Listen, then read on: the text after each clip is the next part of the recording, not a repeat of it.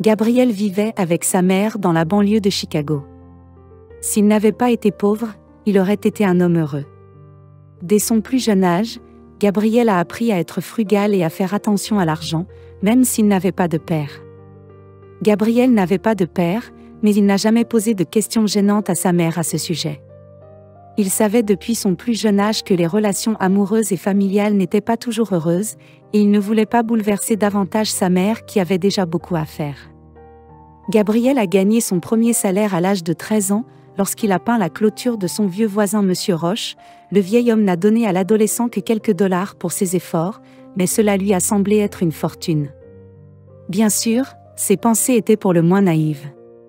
Seul un rêveur excentrique pourrait s'imaginer devenir riche en peignant des clôtures. Et consacrait tout son temps libre à trouver un emploi, parce qu'il n'avait pas d'argent, il n'est même pas allé au bal de fin d'année pour lequel il aurait dû acheter un costume et des chaussures de ville. « Mon fils, tu ne devrais peut-être pas être si têtu, je peux demander une avance au travail ou au pire emprunter un peu d'argent », à une amie. Léna Caron a essayé de convaincre son fils d'aller au bal.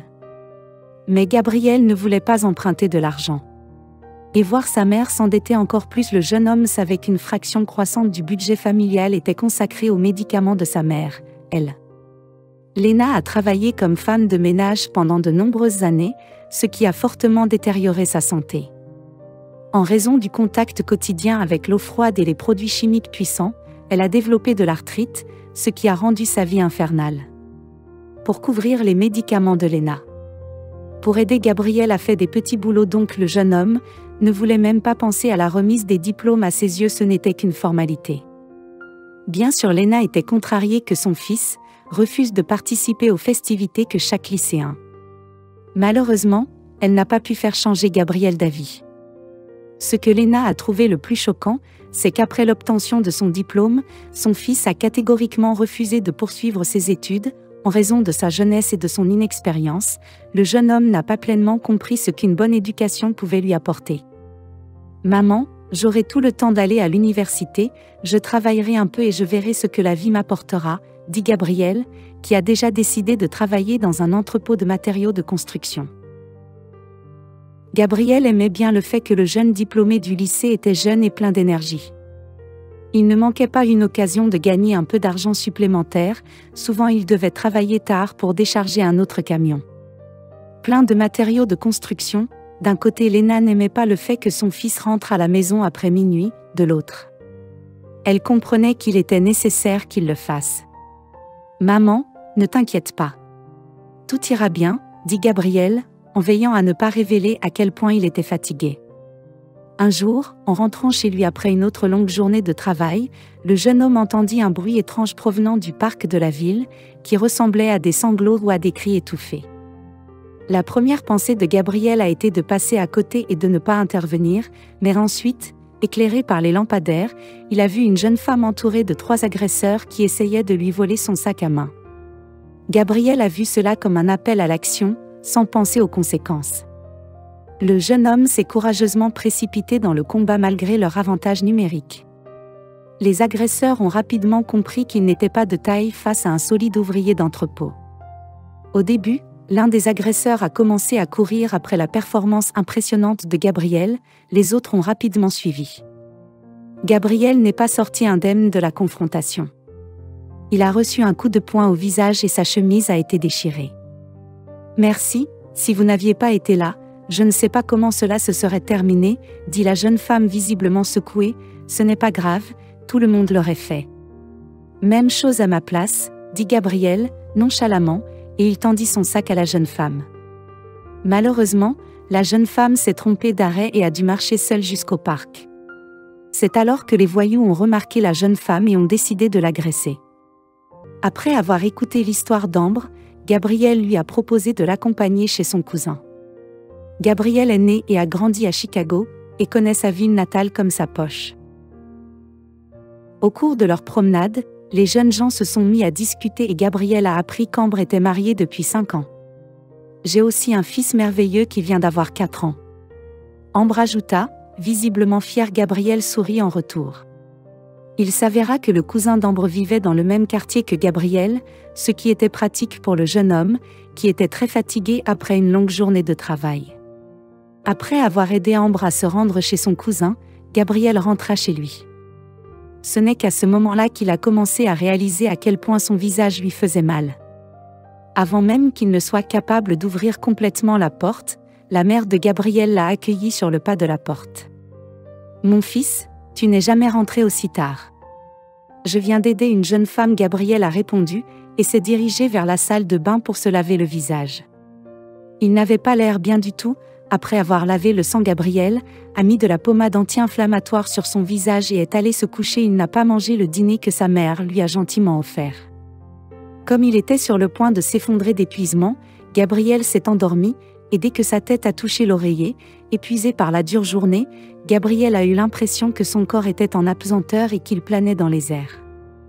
Le lendemain matin, Gabriel s'est réveillé plus tard que d'habitude, et après être sorti du lit et s'être approché du miroir, il a vu que son visage était encore plus gonflé. « Puis-je aller travailler en ressemblant à ça ?» pensa Gabriel en grimaçant. Il fut distrait de ses pensées tristes par un coup à la porte. Il regarda sa montre avec surprise, se demandant qui pouvait bien lui rendre visite. Lui, sitôt le matin, quand Gabriel ouvrit la porte, il vit un homme respectable dans un costume strict dans l'embrasure de la porte. « Bonjour monsieur, avez-vous besoin de quelque chose ?» demanda Gabriel. « Oui, je m'appelle Hugo Roger, je suis le mari d'Ambre, c'est la jeune femme que vous avez aidée. Hier, je voulais discuter avec vous d'un sujet sérieux. » Hugo n'a pas tourné autour du pot, et après avoir bu une gorgée de café, il s'est mis immédiatement au travail. « Gabriel, je sais que tu travailles dans un entrepôt. Ne me demande pas comment j'ai trouvé ton adresse. J'ai mes méthodes. Je dirige une grande entreprise qui est spécialisée dans la vente de matériel informatique. J'ai besoin d'une personne responsable. Comme toi pour travailler comme coursier. Si tu veux, tu peux aussi étudier dans une université en parallèle. Je couvrirai tous les frais de ta scolarité au début. » Gabriel pensa qu'il avait du mal à entendre l'étranger assis dans sa maison. Tout ce qu'il venait d'entendre devait être le fruit de son imagination. Mais quand Gabriel regarda dans les yeux d'Hugo, il comprit immédiatement que l'homme d'affaires ne plaisantait pas du tout. « Si cet arrangement ne te convient pas, je peux transférer l'argent des frais de scolarité à ta mère, si tu aimes travailler dans mon entreprise. Je vous promets une évolution de carrière et un salaire très élevé. Votre salaire sera plusieurs fois supérieur à ce que vous recevez actuellement. » Recevez à l'entrepôt, Hugo a dit. Il s'est assuré que Gabriel savait qu'il n'y avait aucune limite à ce qu'Hugo pouvait faire seulement. C'est alors que Gabriel a compris la véritable ampleur de ce qu'Hugo offrait. « Oui monsieur, j'accepte votre offre, vous ne regretterez pas de m'avoir engagé. » Gabriel a dit. « Passionnément, je n'en doute pas, je vous attendrai dans les bureaux de mon entreprise, » a dit Hugo en souriant et en se dirigeant vers la porte d'entrée. Gabriel referma la porte derrière l'homme d'affaires et ne put contenir l'excitation qui l'envahissait. Il commença à préparer son déménagement en toute hâte. Il prit une décision et sut qu'il ne travaillerait plus jamais dans un entrepôt. Ce matin-là, Léna était en train de faire les courses et ne savait pas que son fils avait reçu la visite d'un étrange invité. De retour à la maison, la femme écouta, ébahie, l'étrange histoire que son fils lui racontait avec une excitation palpable. « Je pense que tu devrais accepter l'offre de Monsieur Roger, ne t'inquiète pas pour moi, je me débrouillerai. » Léna, dit-elle en montrant son soutien à son fils. Gabriel prit son sac et prit la route le jour suivant. Il quittait sa ville natale et se dirigeait vers le Missouri où une nouvelle ville attendait. Hugo a rencontré Gabriel personnellement et lui a montré les points d'intérêt locaux. Le jeune homme d'affaires s'est avéré être un homme de parole et a fait tout ce qui était en son pouvoir pour aider Gabriel.